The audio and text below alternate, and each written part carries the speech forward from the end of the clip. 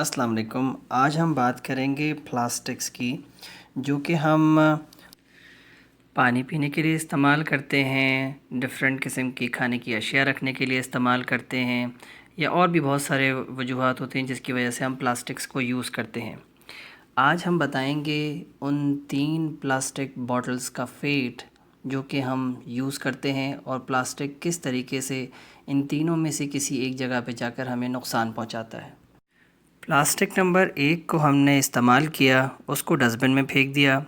وہ dust bin ایک بڑے ڈسٹ بن کی شکل میں گیا، اور ایک بڑے ڈسٹ بن کے ٹرک نے اس کو جا کے ایک ایسے ڈمپنگ لینڈ میں پھینک دیا جہاں پہ وہ ذخیرہ ہوتا ہے، جہاں پہ سارا کچرا جمع ہوتا ہے۔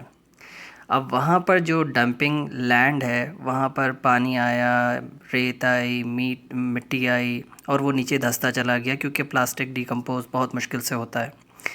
وہاں سے یہ ہوا کہ وہ پلاسٹک کے چھوٹے چھوٹے ذرات انہوں نے پانی کے ساتھ مل کر ایک زہریلا مادہ بنایا جس کو کہتے ہیں لیچیٹ۔ یہ لیچیٹ مادہ جو ہے یہ اب اس پانی کے اندر محلول ہو گیا، اور اس کے ساتھ وہ آگے جا کے ہمارے زمینی پانی کے اندر ملا، اور زمینی پانی کے اندر سے ہماری نباتاتی حیات کو اس نے نقصان پہنچایا۔ وہاں پہ جو جانور پانی کے اندر ہوتے ہیں انہوں نے اس کو استعمال کیا، اور ان کا انتقال ہو گیا اور وہ مر گئے۔ اسی طریقے سے زہر ہمارے اس زمینی پانی کے اندر پھیلتا چلا گیا۔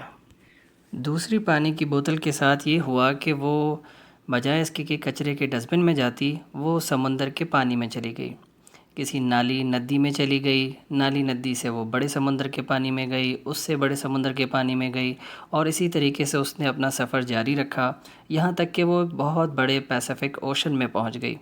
اور وہاں جیسے ایک بوتل پہنچی ہے، وہاں پہ ہزاروں لاکھوں کی تعداد میں پلاسٹکس کی چیزیں پہنچتی گئیں، اور وہاں پہ انہوں نے ایک بہت بڑا سا کلاؤڈ بنا لیا۔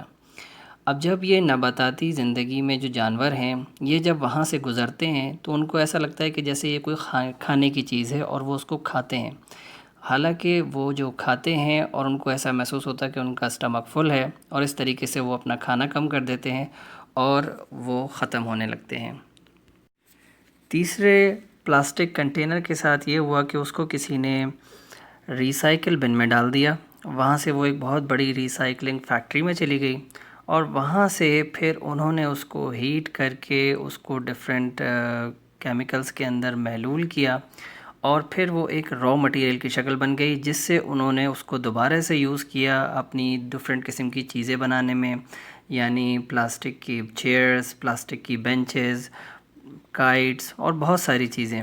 تو اس طریقے سے وہ اس انوائرمنٹ کے اندر دوبارہ ہمارے استعمال میں آ گیا، بغیر کسی نباتاتی اور بغیر کسی ہماری ماحولیاتی گندگی کو کیے بغیر۔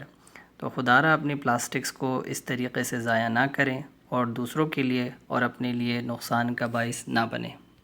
اور جہاں کہیں بھی آپ کو کوئی ری سائیکل بن دکھے تو اس کا احترام کریں، اس کو ویلیو دیں، اس کا استعمال کریں، اور ڈھونڈیں ارد گرد کہیں آپ کے لیے کوئی چیز ایسی تو نہیں جو آپ اس ری سائیکل بن میں ڈال سکتے ہیں اور دوسروں کے لیے فائدے کا باعث بن سکتے ہیں۔ السلام علیکم۔